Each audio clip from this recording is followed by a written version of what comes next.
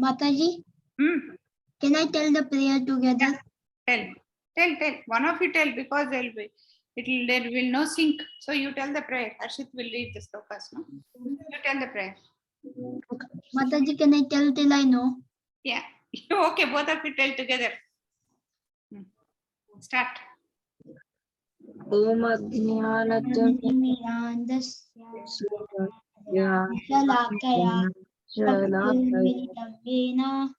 Tasmai Shri Gurave Namaha. Shri Chaitanya Manobhishtam Sthapitam Yena Bhutale Swaya Loka Pradamahyam Tadati Swapadantikam Vandeham Shri Guru Shri Uta Padakamalam Padakamalam Guru Shri Vaishnavamscha Guru Bhavana Sadvaitam Savadutam Parijana Sahitam Krishna Chaitanya Devam Sri Radha Krishna Padan Lalita Shri Vishakhanvitamscha Namo Vishnapadaya Krishna Prishtaya Bhutale Swayam Rupa Kadamayam Dadati Swapadantik Vandeham Sri Guru Shri Yuta Padakamalam Shri Guru Vaishnavamscha Shri Rupam Sagrajatam Sagana Raghunathanvitam Sajivam Sadvaitam Savadutam Parijana Sahitam Krishna Chaitanya Deva Shri Radha Krishna Padan Sagana Lalita Shri Vishakhanvitamsha He Krishna Karuna Sindhu Dinabandhu Jagatpate Gopesha Gopika Kanta Radha Kanta Namostute Vanchakalpatarubhyascha kripa sindhubhya eva cha patitanam pavanebhyo vaishnavebhyo namo namaha. Jai Shri Krishna Chaitanya Prabhu Nityananda Shri Advaita Gadadara Shivasadi Gaura Bhaktavrinda Hare Krishna Krishna Krishna Hare Hare Hare Hare Hare Rama Rama Rama Rama Rama Rama Hare Hare Hare. Hare Krishna.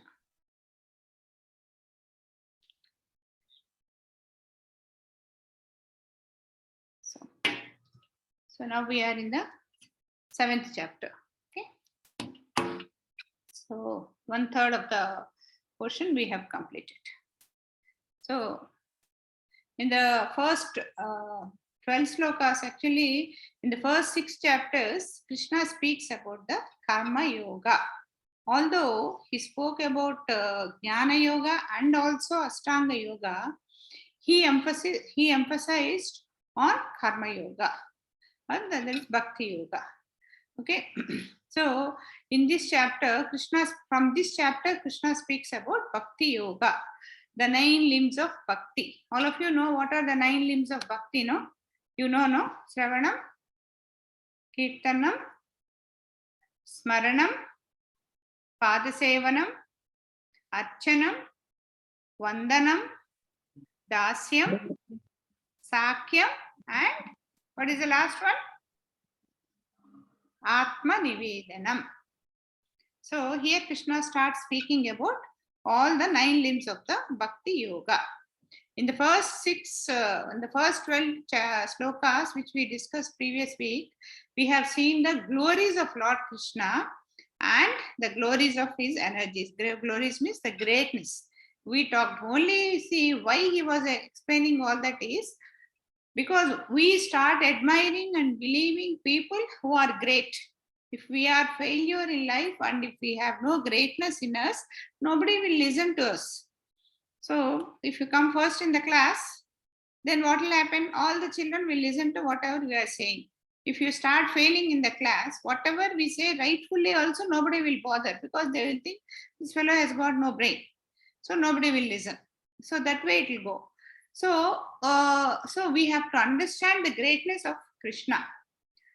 So initially in the first 3 slokas, he spoke about the foremost limb, the most important limb, that is Shravanam. Because to know something, we have to hear. Otherwise, how will we know? Only when we hear about the glories of others, we will know about it. So the first he talked about the glories of Krishna, he himself. By hearing from Krishna or his authorities, only we will know. See, even this, whenever we listen, we should listen from the proper source. So either we should listen from him, which is very difficult for people like us. So we should listen from his authorized representatives. And he talked about twofold, that is jnana and vijnana. Jnana means, jnana refers to the energies of Krishna, and vijnana refers to his personal attributes and sweetness, his character. It talks about how sweet he is, how kind he is. So he talks about that in the second one. Then also, he also talked about Aparasekti and Parasekti. Aparasekti means the matter, the dead matter. And Parasekti is, which is Krishna's spiritual energy, or the Jiva Sekti, or the living beings. If we are talking like this, if we are living, then it means there is a Sekti which is motivating us, which is because of which we are able to talk. That is called Jiva Sekti. That is also a Sekti, a power of Krishna only. The living exploit these energies. So when we have these energies, we should know how to use these energies. But as living beings, what is it we are doing? We are exploiting the energies. Okay, now anybody, if somebody is living, that means it is a combination of both these energies, about the matter and the Jiva Shakti. See, like a dead body is just matter. It doesn't have a Jiva Shakti in it, no spiritual soul. So that is useless. Similarly, suppose somebody commits suicide or untimely death, if they by forcefully get, their next body is not ready, or they are not because they are not supposed to do it. The soul remains without a body. When the soul remains, then also it's useless. So only in the combination of this Parasekti and Aparasekti, a person can do something. And we also, in the last 13 sloka, we talked about the 3 modes of material nature. We talked that these 3 modes of material nature are also from Krishna, but Krishna is not influenced by the 3 modes of material nature. So from now, we will discuss how a person taking shelter of, so now we are talking about the 3 modes of material nature. We all know that all the mistakes we are doing is because of the 3 modes. That is Sattva, Raja, Tamo Guna. Because we are lazy, we don't study. We just while away all our time. Because we are not, we are Rajo, means we are very aggressive, active, not in the right direction, then we are into Rajoga. Like that, we are influenced by various material modes. So that is where, so to come out of this, how do we come out of this is what we are going to discuss from Sloka 13. So the only way to come out of this is to take shelter of Krishna, because these material modes are from Krishna. So not to get influenced by them, what is important is we have to come out of them. So we shall see from 13th one.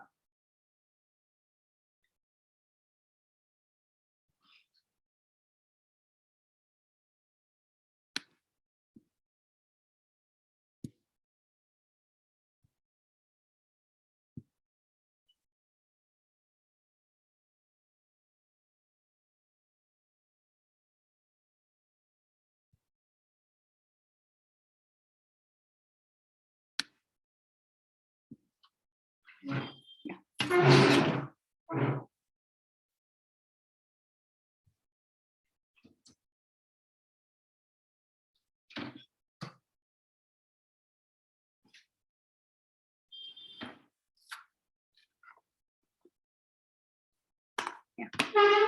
Harshit, you can read.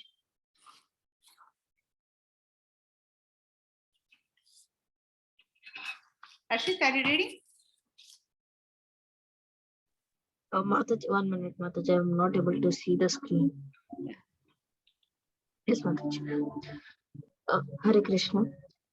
Tribhair guna mayer bhaver sarvam idam jagat mohitam nabit janati mam edah param avyayam. Translation.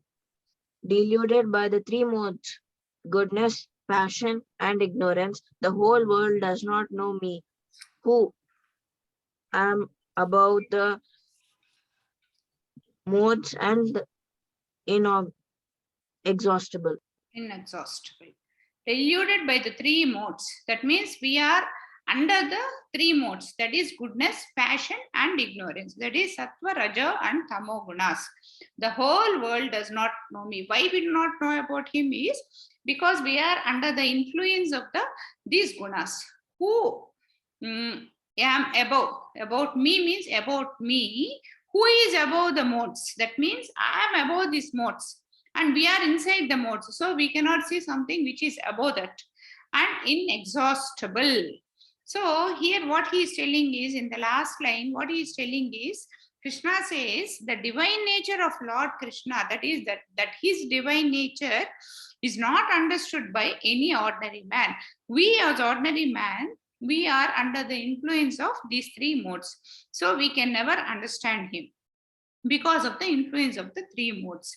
Why we don't go to him or away from him is because of the material modes only, because we are always under the influence of these modes. We know that doing certain things is good, but why we don't do? We know that every day we should study that day's class, but why we don't study? Because something else is attracting us more. Even though what we are doing is wrong, we know we are doing is wrong, but because of the influence of these three modes, what we do is we get carried away because of the influence of these three modes. Because of these material desires, some desire will come. The desire can be materialistic, mean like a small enjoyment. We want to study. Somebody says, come, we'll play, finish. Okay, I'll just play for 10 minutes and come, or gone, our concentration is gone, or some important program will be coming in the TV, or some guest will come, something like that. Something will happen where we are attracted towards the material desires and happiness. And so we take different types of material modes. So based on the desire, what we get, we take the mode. Sometimes we feel lazy, we take the mode of tamogunam. Sometimes we become over anxious, want to enjoy a lot, eat a lot, or do something very aggressively, we become rajogunam. So that way, based on the desire, we get the material mode. Because of the material desires, so spirit soul, and here what happens is the spirit soul inside the body is always, it actually, what is its main purpose? Its main purpose is to be happy in devotion of Krishna. But what is happening is the spirit soul, because the material body wants to have this material enjoyment, the spirit soul spends all its time in making the material body happy. So, which is nothing. When the material body is enjoying, the spirit soul, even though it may support, but it suffers. The only thing that can give happiness to the spirit soul is Krishna's devotional service, which it is not doing. So the spirit soul suffers without getting, because it is not getting connected to Krishna. As we discussed in chapter 4, which discussed about the four varnas. That is, what are the four varnas? Brahmanas, Kshatriyas, Vaisyas, and Sudras. So here we have studied that these varnas are not by birth. That means because you are born to a Brahmin parents, you are not a Brahmin. You are born to a Sudra parents, you are not a Sudra. Your qualities, your varna is 100% based on your quality. What kind of mentality you have, what kind of desires you have. Based on that, it is dependent, because Brahmins are supposed to have goodness. That means they should be very kind-hearted, not ambitious for money. They should always have the mindset to teach others, to take care of others, and that is what they are supposed to have. So, and Kshatriyas, the passion, that means they want to become very strong, very energetic, and do a lot of things. And Vaisyas, they have a combination of, and Sudras have the quality of ignorance. In between these Vaisyas, they will have a quality of passion and ignorance. That means they will have desires also, Vaisyas, to earn more money, and ignorance also. What is the ignorance they have? They don't know that whatever they are doing should be spent for for making Krishna happy, or for taking care of Brahmins, or for taking care of Kshatriyas, who in turn are taking care of the society. So, like this, so the less we know about Lord Krishna, the more, the more away we go away from Krishna. That means if you have a proper knowledge, like a correct knowledge, which a Kshatriya is, a Brahmin is supposed to have, if we have that knowledge, then we go closer to Krishna. So by improving our knowledge, we, from whichever varna we are born, which is immaterial, we should elevate ourselves to a Brahmin, and from there we should even elevate ourselves to become a Vaishnava. So slowly we have to get elevated, and then we'll go closer to Lord Krishna. So we have been talking about only, means like this 4 gunas, we are talking about only humans, because these varnas are there only for humans. But every living being, any living being are under the influence of these 3 gunas. It can be demigods.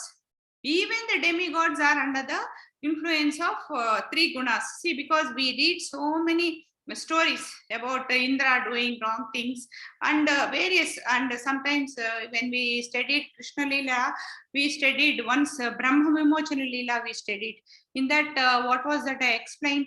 That once Brahma gets a doubt, Hare Krishna, we consider him as God, but how come he is such a small boy going and playing in Gokula like that?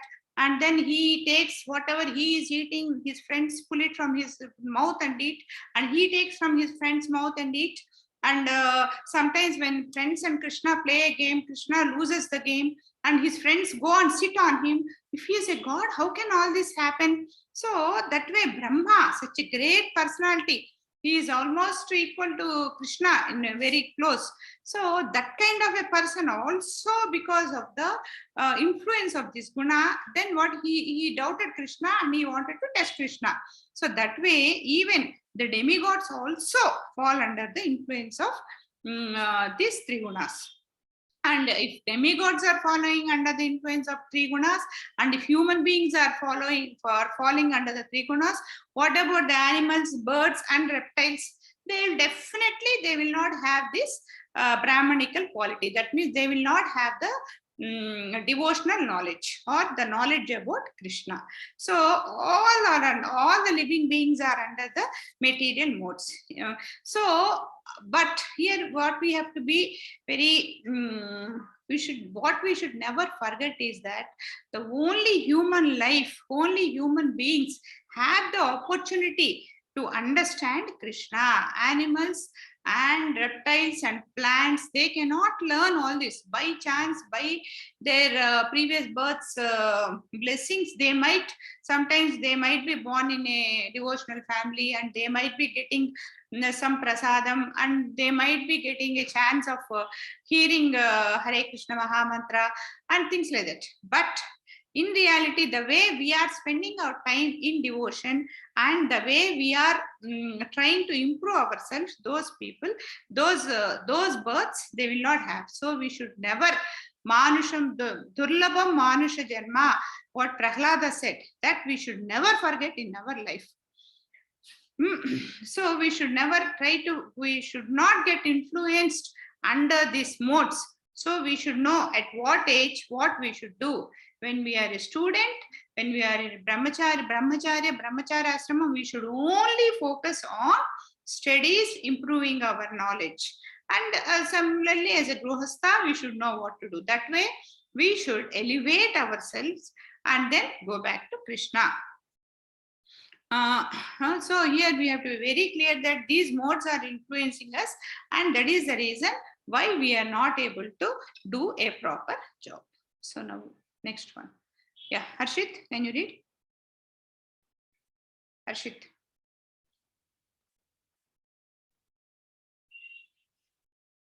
Are you there, Harshit? Hare Krishna Mataji. Why do you switch off the video, Harshit?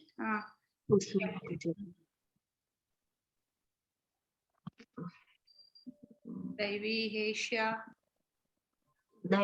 Daivishyam gunamayi mama maya durajaya mameva ye prapadyante maya metam tarantite. Translation. This divine energy of mind, consisting of three modes of material nature, is difficult to overcome, but those who have surrendered unto me can easily cross beyond it. Yeah. The divine energy of mind, Krishna says he has got the divine energy. We all know about it. Consisting of three modes of material nature, because everything is a part of Krishna's energy only. So these three modes are also part of Krishna's material energy only. Is difficult to overcome, not easy to overcome. But those who have surrendered unto me, that means if the only way to come out of this material modes is to surrender to Krishna, unto me, can easily cross beyond it. So the only way to cross this material modes is to surrender to Krishna. Many times we have taken these examples, many things, how to come up the material modes. The moment we think I want to come out of the material mode, what happens? The material mode attracts us more. So what we have to understand here is we should never try to come out of the material mode. What we should try to do is we should try to do something which is beyond these three material modes. The moment we say, no, I should not play, I should not play, I should not play, our mind always goes on to the plays on the games only. So we should never think like that. We should just go at the right time, play, come back and open the books. And we should, when we are studying, we should put it in such a way that we enjoy the studies. So the moment we study because our mother is asking us to study, or our father is asking us to study, or our teacher is going to beat us, you will never get your education, nor you will never enjoy your study. Try to enjoy your education. Whatever you are doing, you try to enjoy. Then what happens is automatically, it's not just the education. It can be chanting, it can be reading Bhagavad Gita, anything we do. Why are we getting attached to these three material modes? Because we are enjoying there. So our mind is going towards that. So what we should do is we should do something useful which gives us more happiness. When we do that, then automatically the three material modes will go away. That means what is that gives more happiness? That is to surrender to Krishna. What is surrendering to Krishna? Surrendering to Krishna means not sitting and doing japa. It is doing our prescribed duties in a devotional way. So we have to do our prescribed duties. It can be education, it can be a family life, it can be a vanaprastha, or it can be sannyasasrama. We should do our prescribed duties properly. That is surrendering to Krishna. Okay, so here to surrender to Krishna, why will we surrender to anybody? Only when we think they are very great, we will surrender to him. When a great person tells something, we will surrender to them. When a normal person says something, we will never surrender to them. So only when a great person says something, we will accept. So only when we understand that Krishna is great, and so how will we understand that? When we understand the greatness of Krishna, then we will surrender to him and we will go under his shelter. And another meaning for guna is rope. So that means if we are tied up by the ropes, how is that we are tied up? Suppose our hands are there. And if you are tied up like this, it is one thing. Suppose we are tied up like this, the rope is there. So what we do is we keep handling something, we keep holding something, we keep doing something. And we think, okay, I'm doing everything. What is the problem? It's okay, I'm happy. Or similarly, your hands might be, legs might be tied up. We keep rolling and we get accustomed for it. And one day we'll think, okay, my legs are tied up, but I'm rolling, I'm happy like this. So we will not know the happiness of leaving the hands free and leaving the legs free. So we always think that we are very happily living. We are free. What is that tied up? We are very free. What is it that we are tied up? So only thing, if we want to know how free, suppose we sit in the house for one full day, we think, okay, I'm happy here. And after 1 week we go out, then we think, oh, this world is so big, so nice. The outside, the atmosphere is so nice. How come I'm sitting in the house for the last 1 week? So only when we see something better, we will understand how much we are tied up here. So here we are all tied up with our material desires. So we should expand, we should grow beyond this and start enjoying something which are bigger. That is, take the shelter of Krishna, and that shelter will take us away from the Maya. So here it may not be directly take shelter. So it's not directly mean like we can say take shelter means how do I take shelter? We will always be very confused. So the only way is we have to take the shelter of a guru who is in a proper succession. Then when we go like that, then what happens is we will take the shelter of, the guru will take us to the Krishna, and then we'll be in the shelter of Krishna. We have learned this sloka, no? Tadvidhi pranipatena. So you know that. So that means we have to serve our guru in a very respectable and obedient way. When we will get attached to the guru, and then the guru will bless us, and he will give us the knowledge of Krishna. If we are a devotee of Krishna, and also not only attaching to the guru, we should always try to be, we have a saying in English, saying, tell me who your friends are, I will tell you who you are. Why? Because one is we normally try to go and try to attach ourselves with people of our mindset. And the second one is, whether we like or not, once we go and attach ourselves, make friendship with some people, unmindfully all their bad or good qualities will come to us.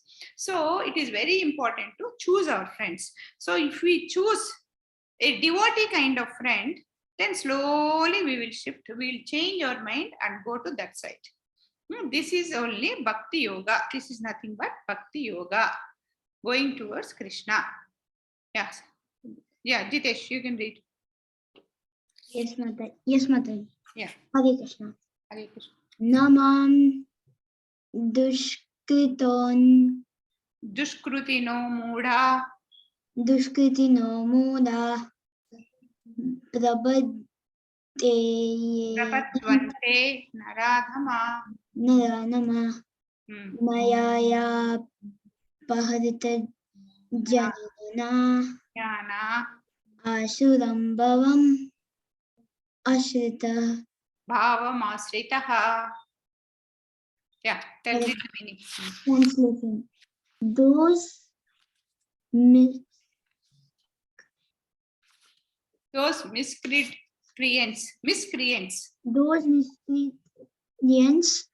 who are grossly foolish, who are the lowest among mankind, whose knowledge is stolen by illusion, and who partake of the artistic nature of demons, do not surrender unto me. Yeah.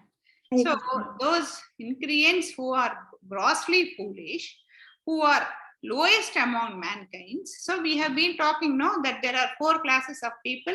That means if you elevate ourselves, we become Brahmins. If you degrade we become Sudras.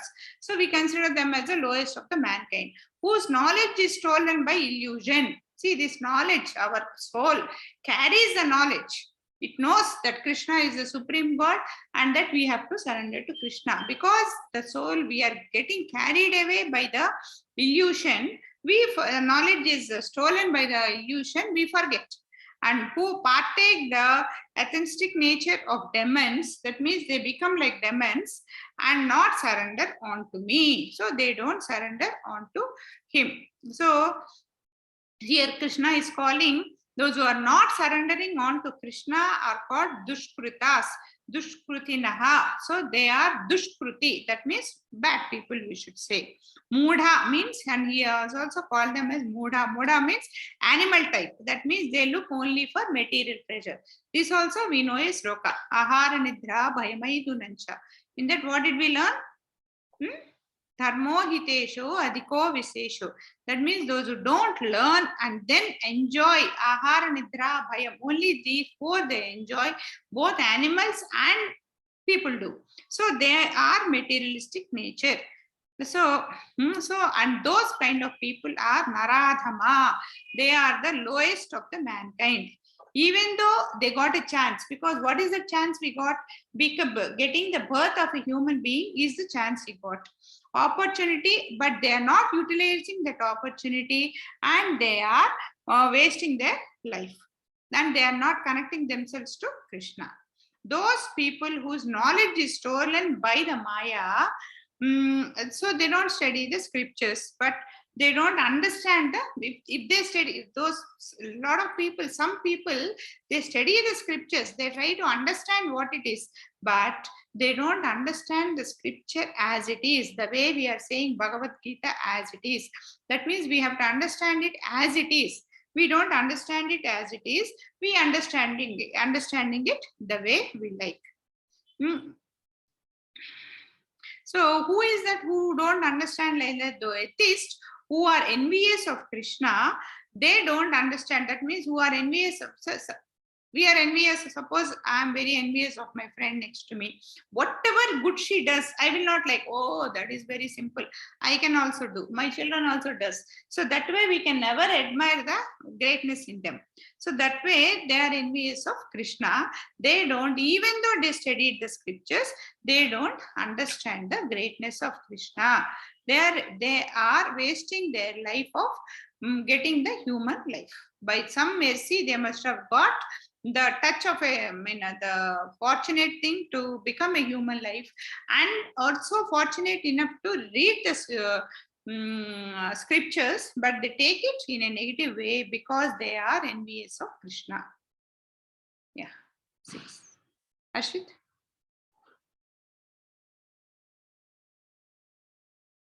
Arshit, can you tell? Hare Krishna Mataji. Yeah, Hare Krishna. Chaturvidya bhajante mam jana sukritino juna artha jignasararthati jnani cha bharatarshaba. Translation. O best among the Bharatas, 4 kinds of pious men began to render devotional service unto me. The distressed, the desirer of wealth, the inquisitive, and he who is searching for the knowledge of the absolute. Oh, best. Hare Krishna. Oh, best among the Bharatas. So, Bharatas, that means Bharata Vamsa, he is the best in the Bharata Vamsa. 4 kinds of pious men begin to render devotional service on me. That means 4 kind of good people or devotional people, they do service to Krishna. The distress, the desirous of wealth, the inquisitive, and he who is searching for knowledge of the absolute. These are the 4 people he is talking about. That means these 4 kind of people look for Krishna. As we all know, I think we all normally fall into the class 2, the desirous of wealth. If not wealth, something else. So here Krishna describes about the 4 kind of people who are doing worship to Krishna. Krishna described the four. The first one is Sukrutas. That means those who get the opportunity to serve Krishna is Sukruti. So they are called Sukrutas. So the first one is Atho. That means they are distressed. Like I'm not well, my health is not doing well, I'm not able to stand, I'm not able to sit, or something like that. I have a very bad financial problem, something like that. So I'm so depressed. So what I do is I go and pray to Krishna. Tomorrow I have an exam and I have not studied anything, so I want to pass the exam. I go and pray to Krishna. Krishna, Krishna, Krishna, Krishna, please save me. That is called distressed. That kind of devotion also you can do with a wholeheartedness, the way Gajendra has done, and he has attained moksha. I have many times told you about Gajendra moksha, so I think I need not tell again about Gajendra moksha, the elephant who has really played, who was a Gandharva in his previous life, and who had was caught by a Scorpio, and then who prayed for Vishnu, and then Vishnu came and saved him. That is in distress. Like when he, before that, he never remembered Krishna. But when he was distressed, when he was about to die, he remembered Krishna. Then the next one is Jignasa. So, the next one is Ardharti. Ardharti is desires of wealth. That means we want something. I want a bigger house. I want this. I want more beautiful dresses. I want to play more. Something like that. Some material desire we have. That kind of a material desire when we want, we pray to Krishna. Like sometimes what happens is some people, like with Ardharti also, they pray Krishna, but when they realize Krishna, they understand how great Krishna is, and then they leave all this and go back to Krishna. Like the Dhruva Mahara story, which we have talked many times. Dhruva, when he was a small boy itself, he went and did tapasya for Krishna.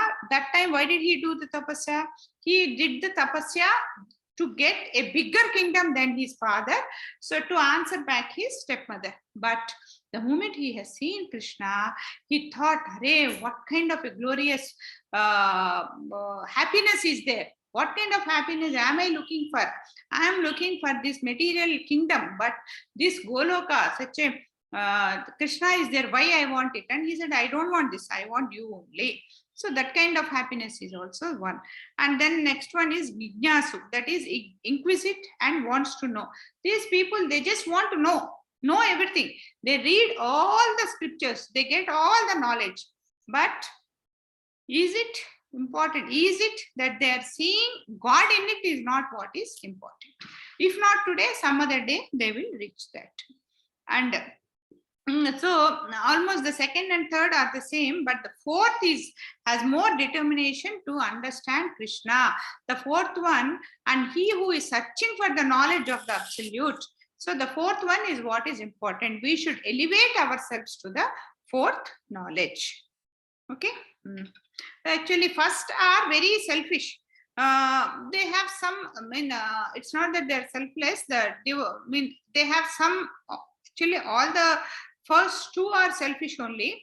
They have some material desires. One is very distressed, the other one is happy, but still he wants more. So they are materialistic. The second one is, that is called, but those two are not important. The fourth one is what we should develop, which is called Kevala Bhakti or Ananya Bhakti. Ananya means nothing else except Bhakti. Bhakti only for the happiness of Krishna. The fourth gets this. Why are we praying to Krishna? Because Krishna will be happy, not because he is going to give us something. So that is Kevala Bhakti, like what Hanuman did. The Dasyam Bhakti, out of the ninefold Bhaktis, that is the Dasya Bhakti. Why does he do service to Rama, Hanuman? Only to make Rama, that's all. And another kind of bhakti, that is called Vatsalya Bhakti. That is called what Yashoda Mata gives. That means she has so much of love on Krishna that her heart always thinks about Krishna, wants to do something for him and serve him. That is the mother Yashoda. And also, Madhurya Bhakti is another one. Madhurya Bhakti is also what Radha has got, Radha Devi has got on Krishna. That is called Madhurya Bhakti.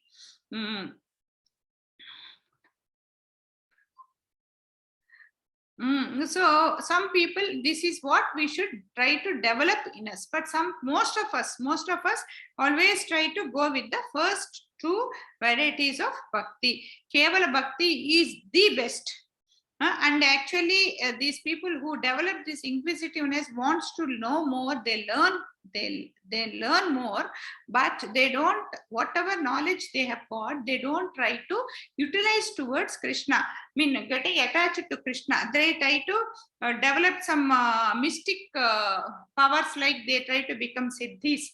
That means they develop some mystic magics. They develop patching, getting something from the air, and getting something which is not there, and things like that. That kind of powers they get, and they try to become gods on their own. So these are the various varieties. But the best is Kevala Bhakti. That is the best. Our works should not be should be only on devotional, but not on fruitive results. So we should never think about the fruitive results. Whenever bhakti, so the best way to become a Kevala Bhakti is to associate with the good people, with bhakti, the people who have got lot of devotion. Then we also will develop Kevala Bhakti. 17. Yeah. Harshit? Harshit? Hare Krishna Mataji. Hare Krishna. Tesham jnani nitya yukta eka bhaktir vishvityate priyo hi janino sriyartam aham sa cha mama priyaha. Translation: of those, the one who is full knowledge and who always engaged in pure devotional service is the best, for I am very dear to him and he is dear to me. Of those, that means out of those 4 varieties of bhaktas, who is in full knowledge of me, that means the 3rd variety, and who is always engaged in pure devotional service is the best. That is the 4th one. He is the best. That means we should have knowledge about Krishna, and then we should always spend our time in devotional service and be Krishna. And I am very dear to them. Why do we serve somebody? Only the people whom we love, who are very dear to us, we serve them. Otherwise, we don't serve them, no? Because a mother serves the baby, children. Why? Because the baby is so dear to the mother, she serves. If the baby is not dear to the mother, they cannot serve.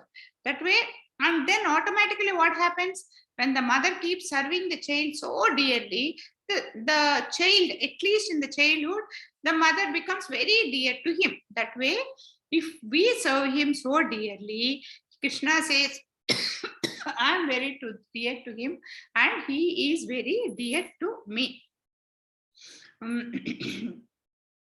So here first initially we have to understand the difference between body and soul. Then also we have to understand what is Brahman and Paramatma. And finally we have to understand, that means we have to cross all the 4 stages and go and understand that we are the servant of Krishna. 17, 18. 18. Harshit? Hare Krishna Mataji. Hare Krishna. Udharaha sarva evaite jnani tva atmeva me matam astithya sahi yuktatma mam evanutam gatim. Translation: all these devotees are undoubtedly magnanimous souls. Magnanimous souls, but he who is situated in knowledge of me, I consider to be just like my own self. Being engaged in my transcendental service, he is sure to attain me, the highest and most perfect goal. All the devotees are undoubtedly magnanimous souls. That means they are very elevated and great souls. all the people who are doing devotional service, but not devotional, all the souls. But he who is situated in the knowledge of Krishna, I consider Krishna considered to be just like myself only. Because why he does this? We are all the souls, they are no different from Krishna. They are all part and parcel of Krishna. So he considered them as himself. Being engaged in my transcendental service, he is sure to attain me. So he will do a lot of transcendental service and he will go back to Krishna, the highest and the most perfect goal. That is the only goal what one should attain. So Krishna likes and loves the person as himself. Like a mother never treats a child different from her, or in fact she treats the child as if it is more than herself. So that way Krishna also thinks that he is a part of him and more than him. And Krishna says he loves them. But so Krishna here says, I love all these jnanis. Then what about Kevala Bhakti? Till now he has been telling that Kevala Bhakti is the best Bhakti what we should do. So the jnanis Krishna's loves like himself. But the Kevala Bhaktas, Krishna loves them more than himself. So as our devotion increases, Krishna's love on us, love also increases. The greatness of Krishna is he loves everyone. Like he loves a person who is doing bad, good, and all. But he will love. He will keep telling that this is good, this is bad, don't do it, don't do that. He keeps telling them, but we don't listen and we go as per our wish. But here Krishna, the greatness in him is he loves anybody who comes to him with whatever motive it is. We have studied about the 4 motives in the previous sloka. With whichever motive we go to him, he loves us. But he is so great, he knows what is there in our mind.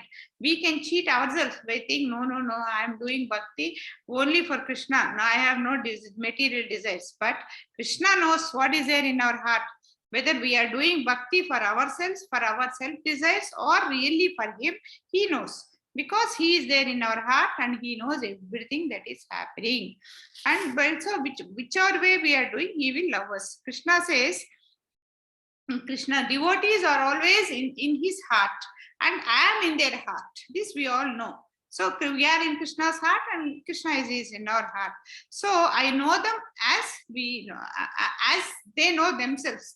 I can cheat somebody next to me, but I cannot cheat myself. When I know that my intention is this, I cannot say, no, my intention is not that, because within my heart to heart, I know what my intention is. Then, the intimate relationship between the Krishna and the connection between them is very beautifully discussed in the further slokas of Bhagavad Gita and also in Bhagavatam. So last sloka for today. Yeah. Great. Who is ready?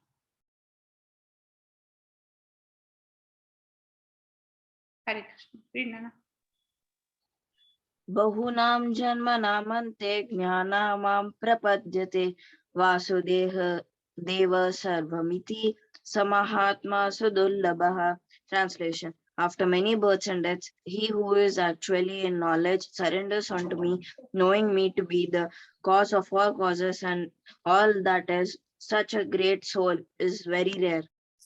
Yeah, after many births and deaths, he who is actually in knowledge surrenders to me, knowing me to be the cause of all causes and all that is. Such a great soul is very rare. So here, if we are here like this, we must have, it is not that we are just come from Krishna afresh and we are born like human beings and we are getting this devotional service. No, we must have undergone some millions of lives, after which for some luck of ours, we are blessed and we are born as human beings. So now we have to surrender to him, and knowing him to be the cause of all causes and all that is. So we should know that he is the cause of all causes, and we should also know that he is the ultimate. So such a great soul is very rare. So that kind of like souls like us are very common, but a great soul who has really 100% surrendered to Krishna is very rare. A knowledgeable person also surrendered to Krishna only after many lifetimes. That means we are getting this knowledge in this life, but it doesn't mean that we are going to surrender to Krishna. We might be doing some devotional service, but it is not that we are going to surrender to him 100%, which we are not doing, and we cannot do. Very difficult for us to do. Only if we do a lot of practice, we will be able to do. And so that kind of a person is very rare. So all the devotional service we are doing indirectly, we know we are doing it for our material pleasures only. After many, what happens is, and he allows us to do, because I want to enjoy a lot of material things, so he will allow me to do. So what happens is, after enjoying, how many days can we enjoy? After a lot of enjoyment, we get frustrated. Like we like a movie, we go crazy to watch the movie, and we watch the movie. One time we watch, 2 times we watch, 3 times we watch. Afterwards, we get bored with it. Similarly, something, a game, a cloth, a book, we initially we enjoy, but the only thing that we does not get bored or we do not get frustrated is the devotional service. So here we keep, by doing devotional service also, we keep enjoying the material benefits, and once, when this matures, we get detached to all these material pleasures, and then we surrender to Krishna, and then Krishna takes us back to Godhead. Hare Krishna. Have any doubts?